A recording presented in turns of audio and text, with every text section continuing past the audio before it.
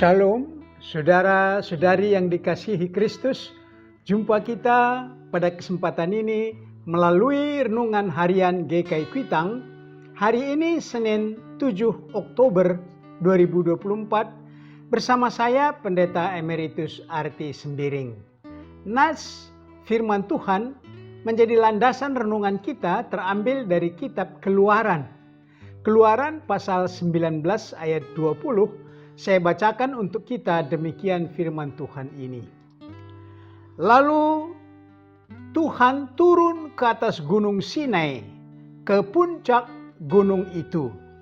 Kemudian Tuhan memanggil Musa ke puncak gunung itu, dan Musa naik ke atas. Demikian firman Tuhan ini. Berbahagialah orang yang mendengar firman Tuhan dan yang tekun melaksanakannya. Amin. Dari ayat ini, tema kita berbunyi Gunung Sinai. Saudara-saudari yang dikasihi Kristus, kali ini melawan lupa yang patut kita segarkan tentang suatu nama, yaitu Gunung Sinai. Disebut juga Gunung Horeb. Itulah Gunung Allah. Dari Keluaran 3 ayat 1. Daerah Sinai merupakan satu jazirah atau semenanjung kecil menjorok ke Laut Merah antara Mesir dan Jazirah Arab. Sebagian besar daerah Horeb ini gersang, seolah-olah ditumbuhi oleh gunung-gunung batu. Namun beberapa daerah tumbuh juga rumput dan juga baik untuk pertanian. Alkitab menyebut pertama Gunung Horeb, Gunung Sinai, Gunung Allah, ketika Musa dipanggil Allah untuk membawa umat Israel dari perbudakan di Mesir kembali ke tanah Kanaan seperti yang dijanjikan Tuhan kepada mereka sejak Abraham. Saudara-saudari, setelah Musa berhasil membebaskan Israel dari Mesir, sampailah mereka ke daerah Sinai. Selama 40 tahun mereka mengintari daerah Sinai. Yang berarti juga selama 40 tahun itu banyak mereka yang sudah meninggal. Itulah terjadi satu pergantian generasi, termasuk Harun dan Musa telah tiada. Maka Yosua membawa mereka menyeberangi sungai Yordan untuk masuk ke negeri Kanaan.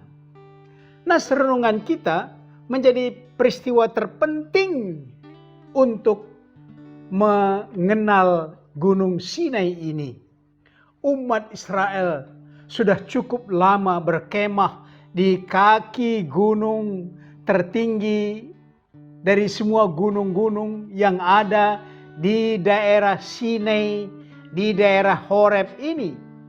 Dulu Musa heran dan hendak memeriksa api dari semak belukar yang menyala tetapi tidak terbakar. Rupanya api itu sebagai tanda kehadiran Allah dan memanggil Musa.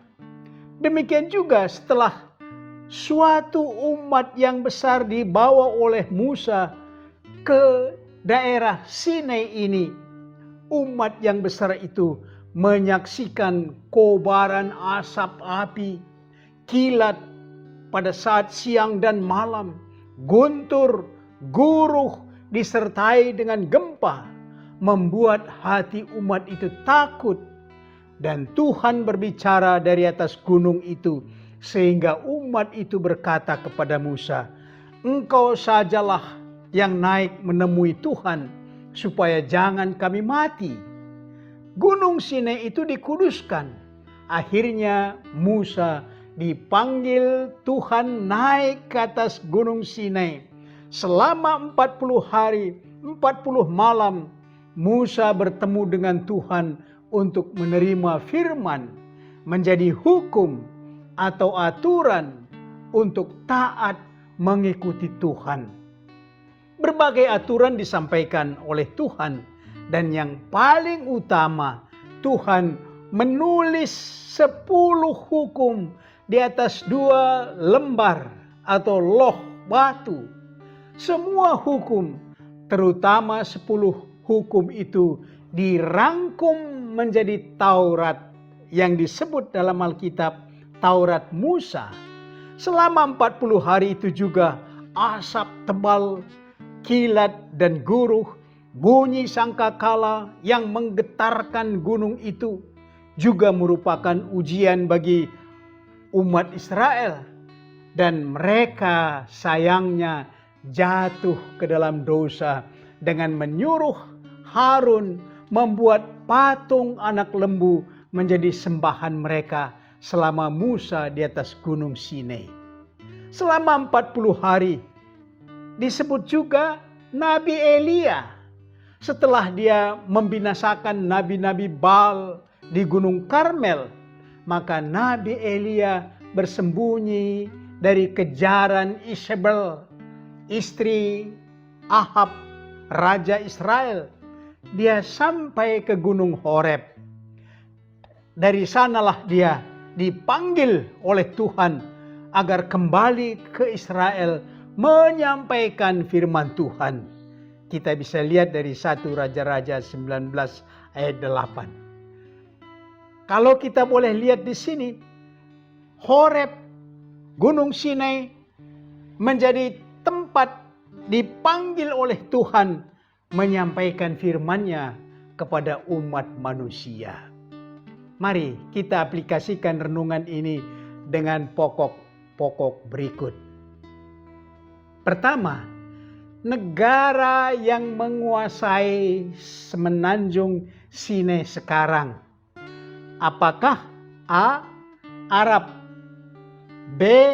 Israel, C. Mesir, D. Jordania?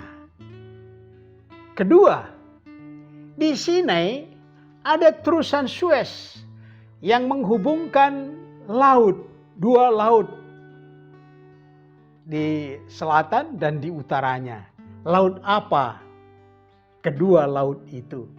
Yang ketiga, pada tahun berapa terjadi peperangan di Sinai, perebutan Gunung Sinai pokoknya antara Israel dan Mesir tahun berapa? Mari berdoa. Di puncak Gunung Sinai, Musa menerima firman Tuhan untuk disampaikan kepada umat Tuhan.